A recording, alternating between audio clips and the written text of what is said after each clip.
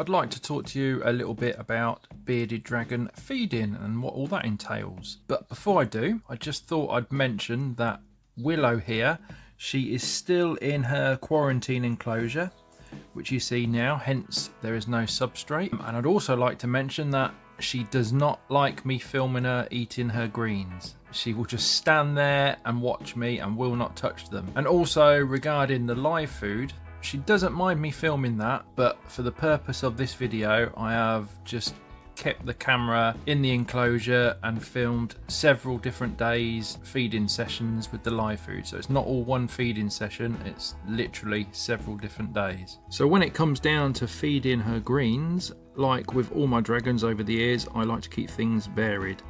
So it'll be things like spring greens, a little bit of kale, floret mix, rocket, lamb's lettuce, butternut squash, acorn squash, some pak choy, a little bit of cabbages, some watercress, Swiss chard, some clovers, weeds outside, which I'd also feed, like dandelions, cat's ear, which look like dandelions, dead nettle, plantain.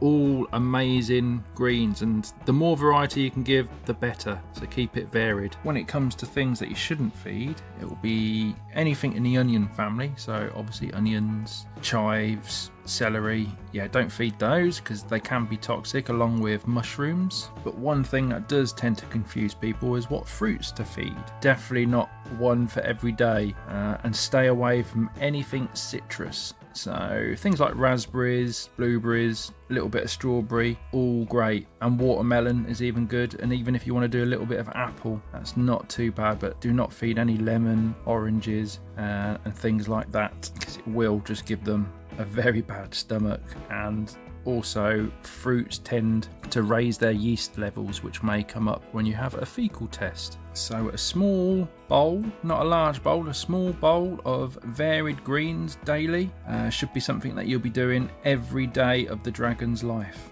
And as I briefly mentioned earlier, I do collect a lot of weeds when I'm out walking the dog.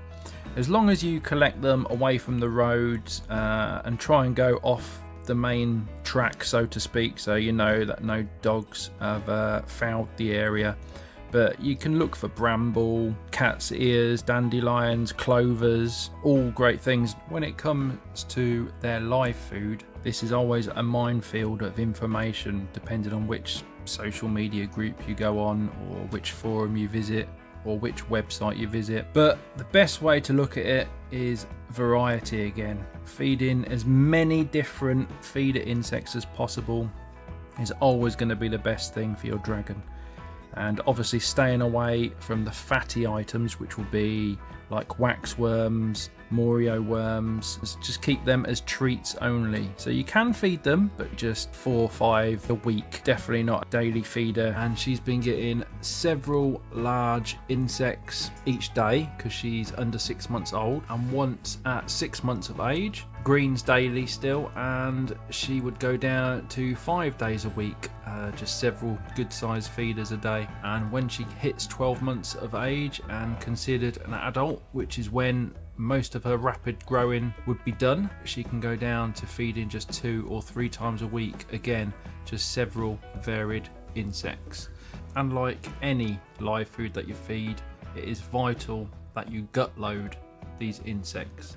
Basically that means you feed them the nutritional content, and that gets passed on to your bearded dragon when it eats it. Without doing this, you're basically feeding an empty vessel of a bug to your bearded dragon, which of course does still have nutritional content, but it's far better if their guts are full and loaded and that nutrition passed on to your dragon. What I do is feed the bugs what I'm not feeding the dragon that week. So for example, if I feed in the bearded dragon lamb's lettuce, rocket and spring greens, I will feed the bugs kale, butternut squash and some weeds that I found.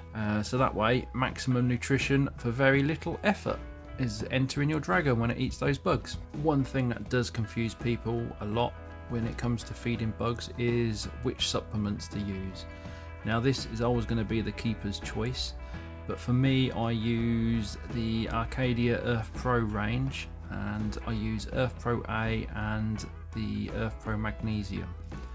and it'll be Earth Pro A I'd use on all the bugs for 3 feeds a week, and then on the 4th feed I use the magnesium. Probably one of the most popular questions I do get asked is, why is my bearded dragon not eating?